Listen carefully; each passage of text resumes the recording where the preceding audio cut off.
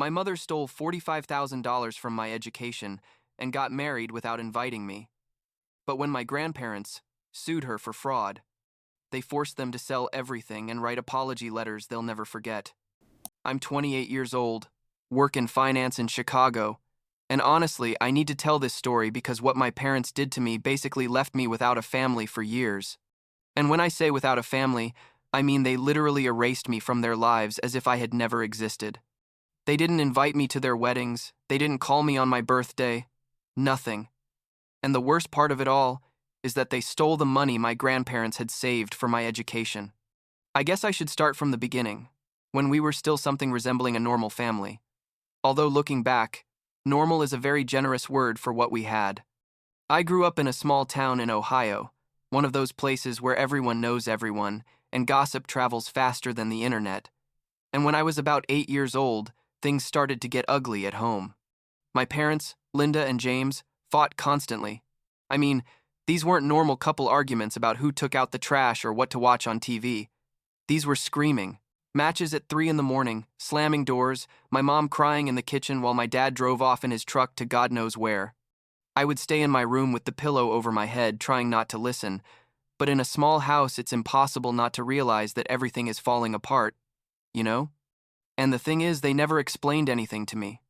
I was just a kid trying to understand why my parents suddenly hated each other so much. Because it wasn't like that before. Or at least I didn't remember it being like that. Everything got worse when my dad lost his job at the factory. He was about 44 at the time and had worked there since he got out of high school, like 25 years in the same place. And overnight they laid him off when the plant closed. Money became a constant problem. We couldn't buy the things we used to buy without thinking about it. My mom had to get a second job at a local diner, and my dad spent his time filling out applications and drinking beer in the garage. The fights intensified because now it was all about money, about who wasn't contributing enough, about unpaid bills and maxed out credit cards, and me right there in the middle not knowing what to do except stay invisible. When I was 10, they finally got divorced, and it was one of those ugly divorces where the lawyers take all the money they supposedly didn't have to fight over. The custody battle was brutal. Not because either of them really wanted me with them, I realize now, but because neither wanted the other one to win. It was like I was a trophy or something, not their son. In the end, they reached a shared custody agreement that basically meant I spent 1 week with each of them, alternating, living from one house to another with a backpack full of wrinkled clothes, not having a space that really felt like mine. My mom kept the family house and my dad moved to an apartment on the other side of town, one of those depressing places with brown carpet and thin walls where you could hear the neighbors arguing at all hours. The next few years were weird, like really awkward, because my parents barely talked to me except to ask basic things like if I had done my homework or if I needed anything for school. There were no real conversations, no father and son or mother and son moments, just parallel existence in the same space. My mom worked all the time at the diner. She'd come home exhausted and fall asleep in front of the TV. And my dad got a part-time job at an auto parts store, but always seemed bitter. Like life had done him some terrible injustice and we all had to pay for it somehow. What I did have, and this is important, were my grandparents, both paternal and maternal, who were the only people who really treated me like I mattered during all those years. Frank and Rose, my dad's parents, had a small farm on the outskirts of town, where they raised some cows and chickens. Nothing fancy, but it was honest work. And Walter and Evelyn, my mom's parents, had a hardware store downtown that had been in the family for decades. They would have me over on weekends when they could. They'd feed me real meals. They'd ask me how school was going for real, not just to check a box. And they made me feel like I wasn't a burden or a mistake. Walter used to tell me, "You're going to go to college and you're going to get out of this town. You're going to do something big." And I believed him because he was the only person who seemed to have faith in me. I didn't know at the time that all 4 of my grandparents were pooling money for my education, saving every extra dollar they could to make sure I had a chance my parents would never give me. I spent high school basically on autopilot. I got good grades because I knew that was my only way out of that place. I worked part-time at a gas station to have my own money, and I counted down the days until I could leave. By then, my parents were already dating other people. My mom with a guy named Paul who worked in construction and seemed nice on the surface, and my dad with a woman named Michelle who was like 9 years younger than him and worked as a secretary at an insurance office. Neither of them formally introduced me to their new partners, like I met them by accident when I showed up at home at the wrong time. And it was awkward for everyone because it was obvious I was a reminder of their previous lives. They preferred to forget. When I turned 18 and got accepted to Ohio State University, it was like I could finally breathe. My grandparents helped me with the whole application process. Frank and Rose took me to visit the campus. Walter and Evelyn bought me everything I needed for the dorm. And my parents basically just signed the necessary papers, and that was it. The day I left for Columbus, which is about 2 hours from my town, my mom gave me a quick hug at the entrance to her house and said, "Take care. Call if you need anything." But her tone made it clear she didn't really expect or want me to call. My dad wasn't even home when I went to say goodbye. He left a note on the kitchen table that said, "Good luck at college." That was it.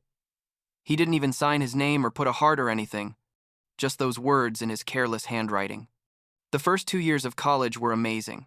Honestly, I met great people, including my roommate Kevin, who became my best friend. I studied finance, which turned out to be something I was pretty good at.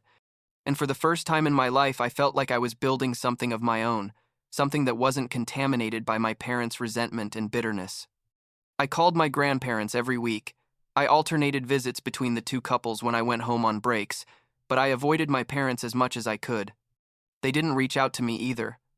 Like months could go by without me hearing anything from them. And honestly, I had gotten used to that distance.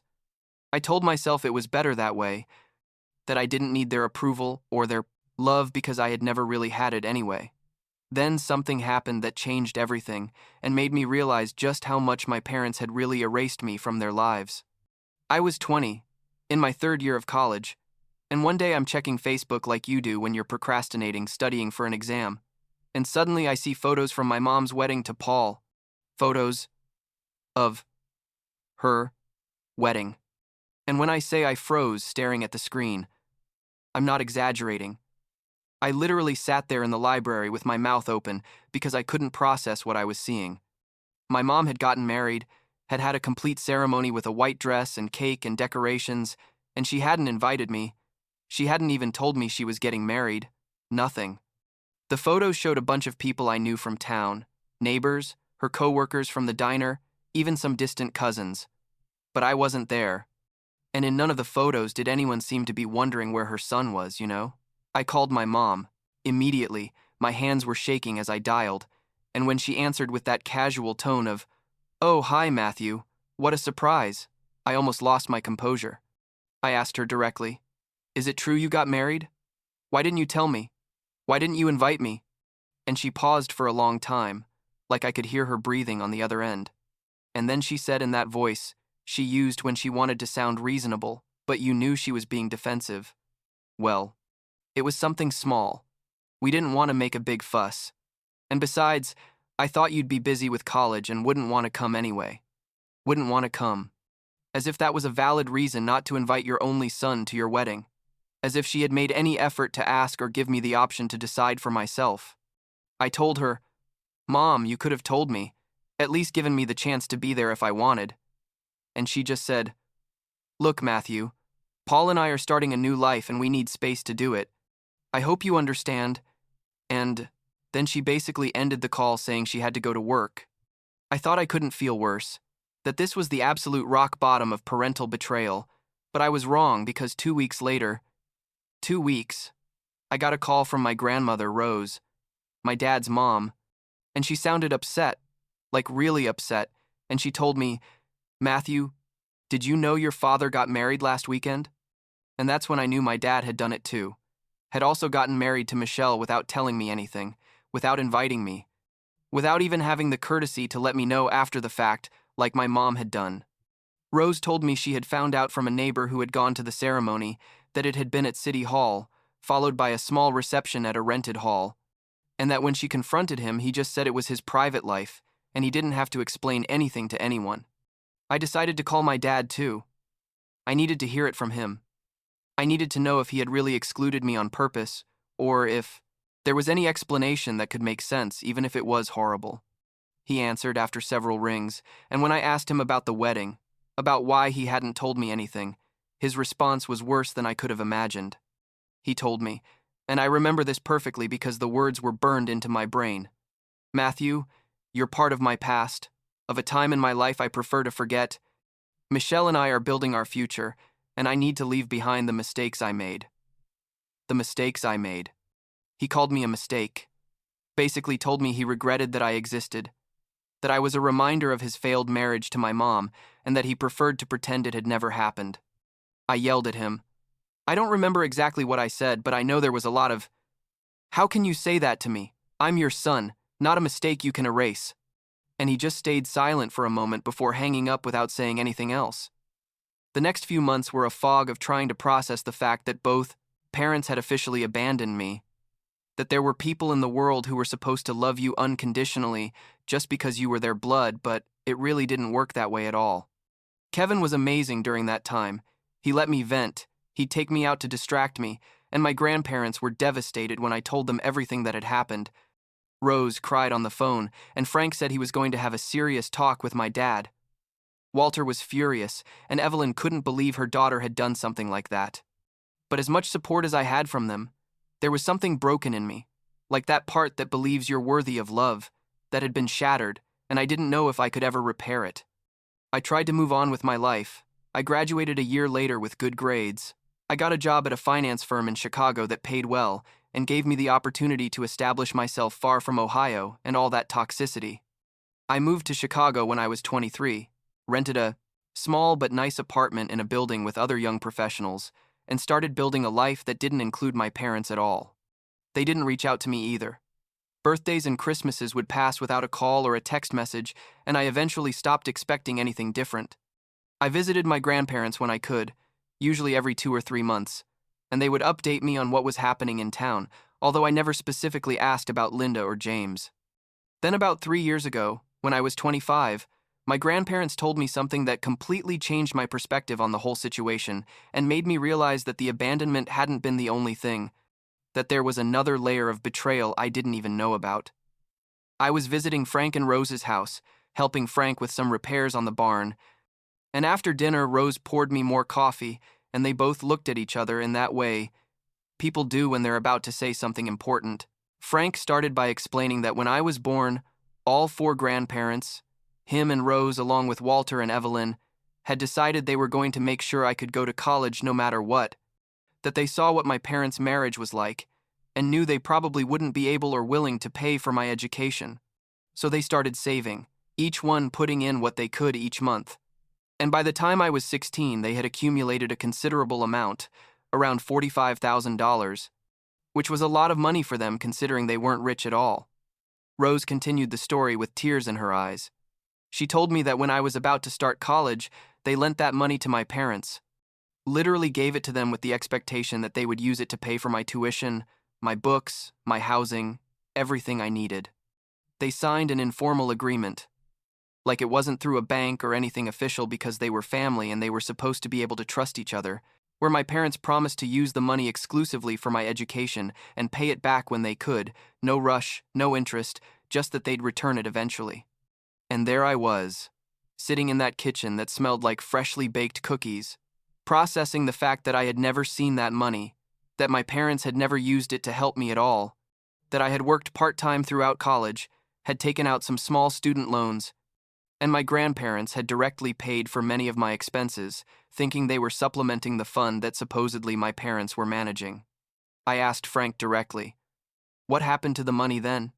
And he sighed and said that when they started asking my parents about college payments, about receipts, and how they were using the fund, Linda and James gave them vague answers, said they were handling it, not to worry, that I was fine.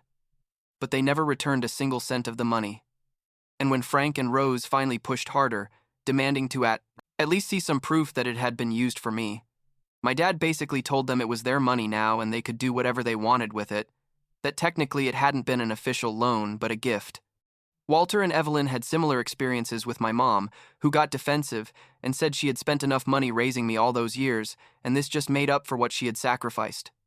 I couldn't believe it. I mean, I literally felt like I was in some kind of alternate reality because who does that? Who steals the money their own parents saved for their child and then has the audacity to justify it? I asked Rose if they knew what they had spent the money on, and she exchanged another look with Frank before saying that, from what they had been able to find out, Linda used part of the money for the wedding with Paul, for new furniture for the house, for a trip they took to Florida, and James used his part to buy a new truck, for the wedding with Michelle, and to pay off card debts he had accumulated. They had basically taken their son's education money and spent it on their new lives, on the lives where I didn't exist, where I was just a mistake from the past they wanted to erase. I was furious, like I had never felt so much rage in my life. My hands were shaking and I felt like I was going to explode. I asked my grandparents why they hadn't told me before, why they had waited so long, and Walter, who had arrived with Evelyn while we were having this conversation, because all the grandparents had planned to talk to me together, explained that they didn't want to ruin my college experience, that they didn't want me distracted with family drama when I needed to focus on my studies and building my future.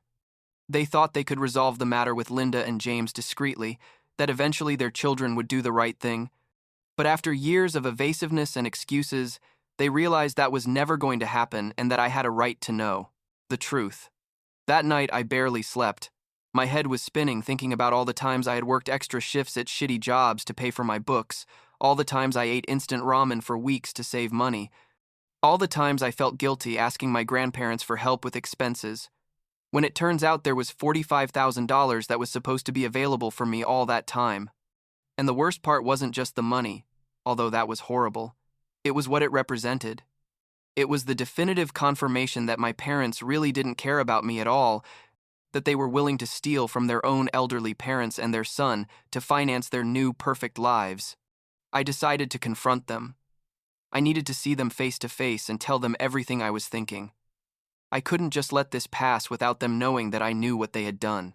I drove from Chicago to Ohio on a Saturday morning, arrived around 11 and went straight to the diner where my mom worked because I knew she'd be there on her shift. I saw her behind the counter serving coffee to a customer, and when she saw me come in, her face changed, like she went pale because she probably knew from my expression that something was wrong. I sat at one of the tables in the back, and when she came over with her order pad, before she could say anything, I told her, "We need to talk about the $45,000 the grandparents lent you for my college." Her mouth opened slightly, and she looked around the diner as if to make sure no one else was listening. She sat down across from me in the booth and started with, "Matthew, I can explain," but I raised my hand and said, "No, you're not going to explain anything. You're going to listen." I told her everything, how I had felt working to pay for my own education while she spent the money that was supposed to be for me on her new life with Paul, how it was unforgivable that she had not only abandoned me emotionally, but had also stolen the future my grandparents tried to give me. She tried to defend herself. Said she had used some of the money for me on things I didn't know about, but when I asked for receipts, proof of any kind, she couldn't show anything. Then she changed tactics and said it wasn't fair for me to attack her like this, that she had been through a lot with the divorce and that she deserved to be happy too. And that's when I just got up, because I couldn't keep listening to her. Justify the unjustifiable. I went looking for my dad after that. I knew he'd probably be at home with Michelle on a Saturday, and when I knocked on the door, Michelle opened with a face that made it clear I wasn't welcome. I asked to speak with my dad, and she yelled his name before walking away, leaving the door half open. James appeared a few minutes later in a stained t-shirt with a beer in his hand, and he didn't even invite me in, just stood there in the doorway, looking at me with that expression of annoyance I knew so well. I told him the same thing I told my mom, that I knew about the money, that I knew what he had done. And he didn't deny anything, just shrugged and said, "And what are you going to do about it? There's no legal contract, there's nothing you can prove, so basically you're wasting your time." His arrogance surprised me, although it shouldn't have. I was surprised that he could stand there so calmly, admitting he had stolen his son's education money, and not feel even an ounce of guilt or shame. I told him this wasn't going to stay like this, that I was going to make sure they paid for what they had done one way or another, and he just laughed, like literally laughed in my face, and said, like I said, a mistake from the past, and then closed the door while I was still standing there trembling with rage. I went back to Chicago that same day because I couldn't stay in that town one more minute. And during the drive back, I called my grandparents and told them how the confrontation had gone. Frank listened to everything and then said something I didn't expect. He said, "Matthew, what would you think if we take this to a lawyer? We don't want to cause more problems in the family, but the money wasn't Linda and James's to take, and if there's a legal way to recover it, maybe we should explore it." And the truth is, at that moment, I didn't believe anything could be done legally because my dad was right that there was no formal contract. But Walter said he had kept all the records of the bank transfers, all the emails and messages where my parents promised to use the money for me and return it. Basically, he had complete documentation of the entire agreement, even though it hadn't been official before a notary. A few months passed while the grandparents consulted with a local lawyer, and it turned out they did have a case, that although the agreement hadn't been formal, there was enough evidence that it was a loan with a specific purpose that was never fulfilled, and that technically my parents had committed fraud by lying about the use of the funds. The lawyer recommended they first send a formal demand letter requiring full reimbursement of the money, plus reasonable interest, giving Linda and James 30 days to respond before proceeding with an actual lawsuit. When the letter arrived, both of them called their respective parents furious, screaming about how they dared threaten them with legal action, about how after everything they had done for them, this was how they were repaid. It was ridiculous to hear their justifications when they had literally stolen $45,000 from their own elderly parents. Neither of them responded within the 30 days, probably thinking it was a bluff, that the grandparents would never go as far as actually suing them, but they were wrong. Frank, Rose, Walter, and Evelyn, these four elderly people who had worked hard all their lives and who just wanted to make sure their grandson had a chance, filed a joint lawsuit against Linda and James for the fake die, full amount plus interest and legal costs. And when I say the shit hit the fan, I'm not exaggerating, because in a small town like ours, this became the main gossip. Everyone was talking about how Matthew's parents had stolen their own son's college money, how the grandparents had had to sue them to recover what was theirs, and suddenly Linda and James were the official villains of the town. What happened next was almost like poetic justice, honestly. My mom worked at that diner where basically everyone in town went to eat at some point, and suddenly, customers started treating her differently. Some stopped tipping her. Others just didn't come back when they saw she was on shift, and there was an incident where an elderly lady told her directly, "How can you live with yourself?" My mom tried to keep her head high, but you could see it was affecting her. Her boss eventually reduced her hours because he was losing customers by having her there. And my dad, who still worked at the auto parts store, had similar problems, customers who took their business elsewhere, nasty comments, until his boss told him he was creating an uncomfortable environment and fired him. But what really surprised me was what happened with Paul and Michelle, the perfect new partners my parents had sacrificed everything for. Paul, my mom's husband, couldn't handle the social pressure and financial stress of the lawsuit. Like 2 months after all this started, he left her. Literally packed his things and told her he hadn't married her to deal with this kind of drama and that he was leaving. And Michelle did exactly the same thing with my dad. When she saw he was going to lose the lawsuit and they were going to have to sell assets to pay, she decided she didn't want to be married to someone bankrupt and left him too. So there were Linda and James, alone again.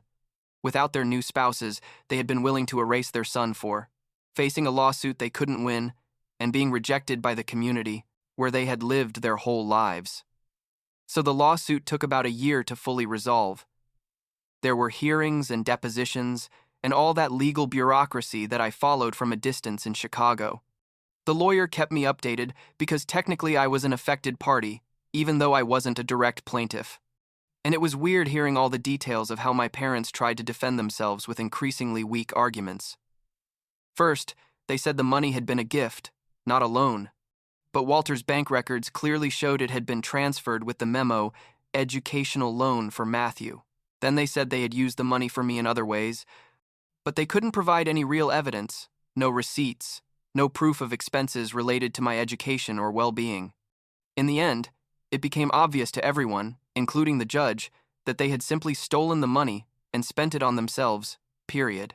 The final settlement required both of them to sell assets to reimburse the original $45,000 plus like $15,000 in interest and legal costs, reaching a total of $60,000 they had to split between the two of them. My mom had to sell the car she had bought with Paul and take out a small loan. My dad had to sell his beloved truck and some equipment he had stored, and both had to establish payment plans to cover what they couldn't pay immediately. But there was another part of the settlement my grandparents insisted on including, something the lawyer said was unusual but the judge allowed given the special circumstances of the case, and that was that both Linda and James had to write formal letters of apology, acknowledging what they had done and how it had affected not only their parents, but also me. I received those letters in the mail about 6 months ago, when I was 27, 9 years after my parents erased me from their lives with their secret weddings.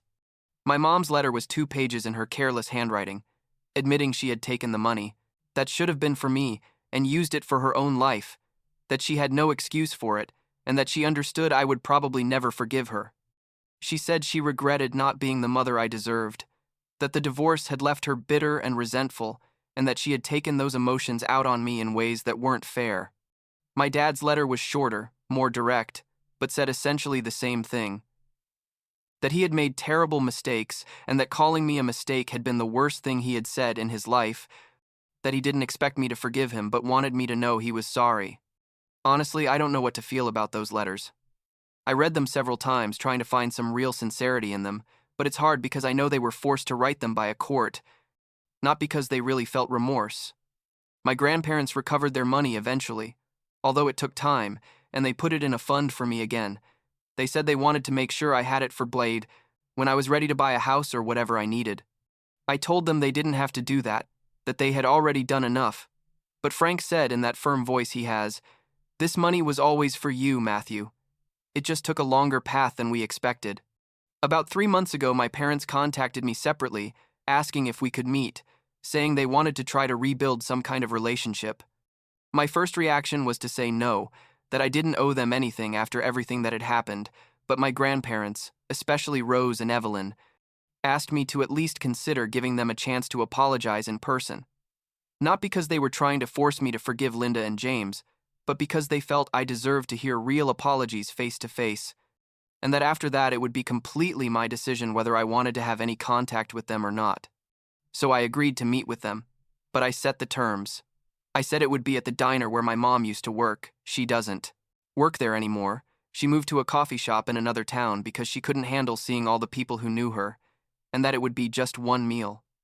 No promises of anything else after. I drove from Chicago again, and it was weird being in that diner where it had all started with that confrontation years ago. They arrived separately. My mom first, and then my dad a few minutes later, and they sat together across from me in the booth but didn't even look at each other, like it's obvious they don't talk beyond what's absolutely necessary. The conversation was awkward and forced, both of them trying to explain why they had done what they did, using words like immaturity and selfishness and unresolved emotional pain from the divorce to justify having abandoned their son and stolen his future. My mom cried a little. My dad kept his eyes on the table most of the time, and I just let them talk without interrupting much because I wasn't there to make them feel better. I was there because my grandparents had asked me to. When they finished with their prepared speeches, I told them something I had been thinking about during the long drive. I told them I appreciated that they finally acknowledged what they had done, but that the damage was too deep to simply get over it with an apology, that I needed time, a lot of time, to even consider whether I wanted them in my life in any way. The meal ended after about an hour. I paid the bill, even though my dad tried to do it, saying it was the least he could do, and we said goodbye in the parking lot without hugs or promises to call soon. As I drove back to Chicago, I felt weird. Not relieved exactly, but not angrier either, just kind of empty. Like I had closed a chapter of my life that needed to be closed, but without really knowing what came next. I called Kevin that night and told him how it had gone. He asked me if I thought I could ever forgive them, and I honestly told him I didn't know. That forgiving didn't mean forgetting or letting them back into my life as if nothing had happened, and that maybe the best possible outcome was simply reaching a point where I could think about them without feeling that rage that has accompanied me for so long. Now I'm 28, still living in Chicago with a job I like and a life I built completely on my own. And I maintain regular contact with my 4 grandparents, who are the only people who have really been there for me consistently. I visit Ohio every 2 months to see them. I spend time helping Frank on the farm or Walter at the hardware store, and those moments with them remind me that not all my family is toxic, that there are people who know what it means to love unconditionally. As for Linda and James, we haven't talked again since that meal 3 months ago. I don't know if we ever will. And for now, I'm at peace with that uncertainty. The money they stole was eventually returned and is waiting for me when I need it. But what they can never give back is the lost time, the childhood I didn't have, the feeling of security that comes from knowing your parents love you no matter what. That's gone forever. And maybe someday I can fully make peace with that loss. But for now, I just keep moving forward, one day at a time, knowing that at least I was lucky enough to have grandparents who never stopped fighting for me when my own parents decided I wasn't worth the effort.